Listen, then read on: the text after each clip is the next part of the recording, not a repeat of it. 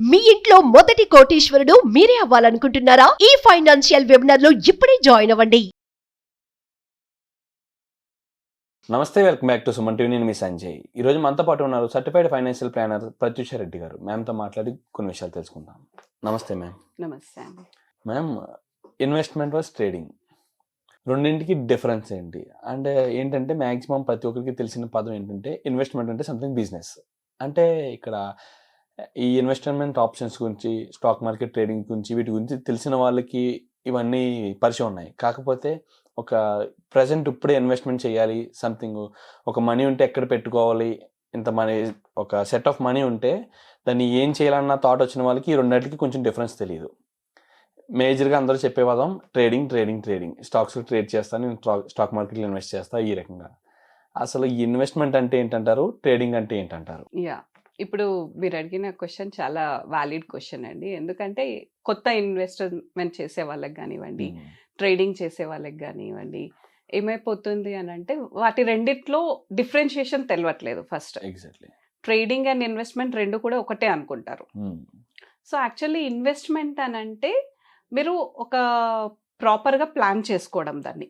Investment అనేది ఎలా అనంటే ఎంత టైం వరకు కావాలి, అది ఆ ఇన్వెస్ట్మెంట్ అనేది ఎంత పీరియడ్ వరకు ఉండాలి, ఫస్ట్ పాయింట్.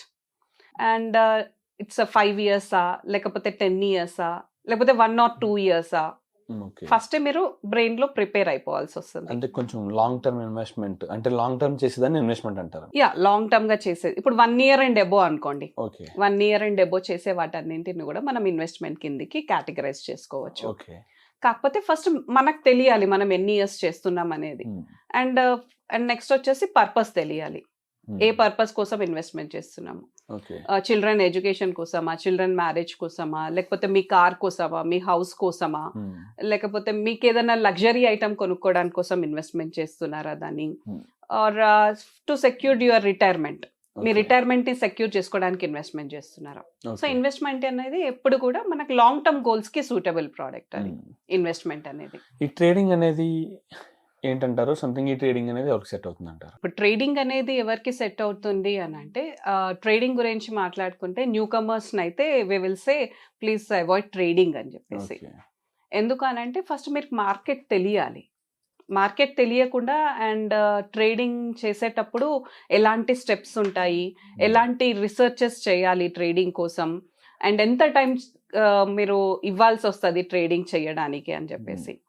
ఇప్పుడు చూస్తున్నాం, మనకు చాలా మంది గూగుల్స్లో సెర్చ్ చేస్తే ట్రేడింగ్కి ఆప్షన్స్ ఏంటి అని అంటే we will get it.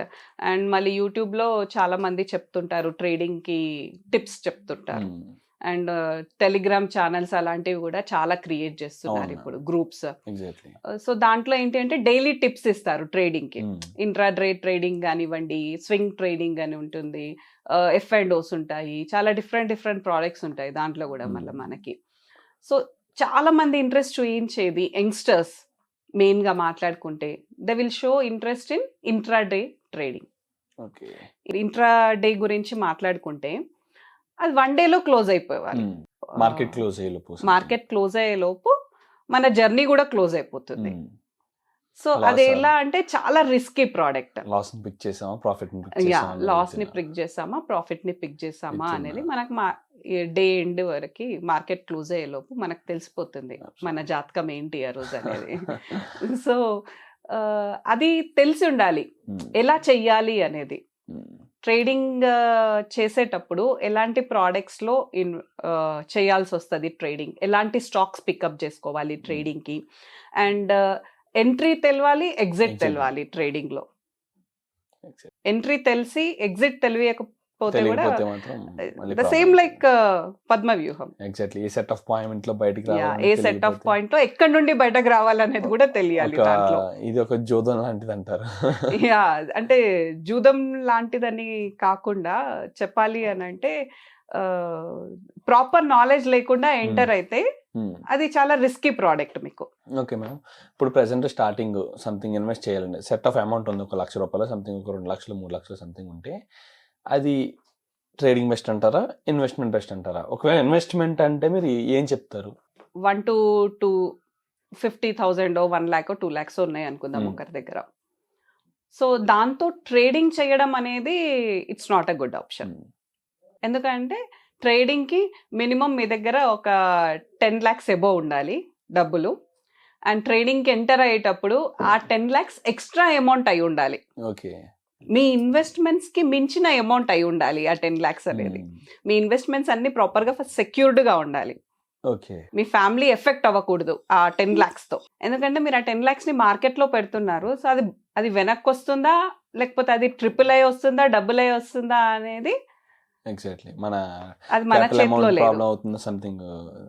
Capital యాక్చువల్గా అది 10 lakhs ఉంటుందా, లేకపోతే డిప్రిషియేషన్ అవుతుందా, లేకపోతే అప్రిషియేషన్ అవుతుందా అనేది చెప్పలేం. కాబట్టి ట్రేడింగ్ చేసే వాళ్ళందరూ కూడా ఫస్ట్ ఆ 10 lakhs పోయినా నాకేం ఎఫెక్ట్ పడదు, నా లైఫ్లో నా లైఫ్ స్టైల్ ఏం ఎఫెక్ట్ పడదు, నా ఫ్యామిలీ లైఫ్ స్టైల్ ఏం ఎఫెక్ట్ పడదు ఆ 10 lakhs పోయినా కానీ. If 10 lakhs will be zero also నా లైఫ్ స్టైల్ ఏం ఎఫెక్ట్ పడదు, నా చిల్డ్రన్స్కి ఏం ఎఫెక్ట్ పడదు అన్న థాట్ ఉన్న వాళ్ళు మాత్రం you can go for trading. Okay. కాకపోతే ఎఫెక్ట్ పడుతుంది, ఆ 10 lakhs మాత్రమే నా దగ్గర ఉన్నాయి, నేను దాంతో ప్లే చేసి ఐ విల్ ఎర్న్ మోర్, అంటే నేను ఇంకెక్కువ సంపాదిస్తాను ఆ 10 lakhsతో అన్న ఆశతో మీరు ఎంటర్ అయితే మార్కెట్లో మాత్రం ఆ 10 lakhs 1 crore అయ్యేది మాత్రం చాలా కష్టం ఫస్ట్ ఆఫ్ ఆల్. అండ్ అలా జరగాలి అని అంటే మీరు చాలా రాసి పెట్టుకొని పుట్టాలి, అది జరిగే విషయం కాదు. అండ్ ఆ 10 lakhsని తీసుకెళ్ళి మీరు మార్కెట్లో ట్రేడ్ చేయాలి అన్నప్పుడు దానికి ఒక 10 years ముందు నుంచి మీరు రీసెర్చ్ అనేది స్టార్ట్ చేసి ఉండాలి. ఎలాంటి ప్రోడక్ట్స్లో పెట్టాలి, అసలు ఆ మార్కెట్స్ ఆ 10 yearsలో ఎలా ఆడుకుంది ఏంటి అనేది. ఎవరో ఇచ్చిన టిప్స్తో వెళ్తే మాత్రం దాన్ని మించిన ఫూలిష్నెస్, రిస్క్ మాత్రం ఏది ఉండదు. ఎందుకు అంటే ఒక్కొక్కరిది ఒక్కొక్క లైఫ్ స్టైల్ ఉంటుంది, ఒక్కొక్క సిచ్యువేషన్ ఉంటుంది డబ్బుల గురించి. ఒక గ్రూప్లో 10 people ఉన్నప్పుడు 10 peopleది ఒకటే సిచ్యువేషన్ ఉండదు డబ్బులది.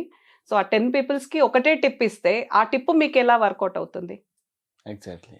సో మీకు చెయ్యాలి అని అనుకుంటే యూ గో విత్ ప్రాపర్ ఒక మంచి స్టాక్ బ్రోకర్ దగ్గరికి వెళ్ళండి, వాళ్ళతో మంచి ఇంటరాక్షన్ ఉంచుకోండి, వాళ్ళ దగ్గర నుంచి నేర్చుకోండి. అండ్ మీరు పెట్టే డబ్బు ఇంత, సో నాకు ఈ ప్రిన్సిపల్ రిస్క్ అవ్వద్దు, సో ఎలాంటి స్టాక్స్ చూస్ చేసుకుంటే బాగుంటుంది అని చెప్పేసి వాళ్ళ దగ్గర అడిగి తెలుసుకొని then you go for trading. లేకపోతే ఆ 10 lakhs మంచిగా హ్యాపీగా తీసుకెళ్ళి ఇన్వెస్ట్మెంట్ చేసుకోండి, స్టాక్స్ కొనుక్కోండి, కానీ లాంగ్ టర్మ్ కి కొనుక్కోండి, ట్రేడింగ్ చేయకండి.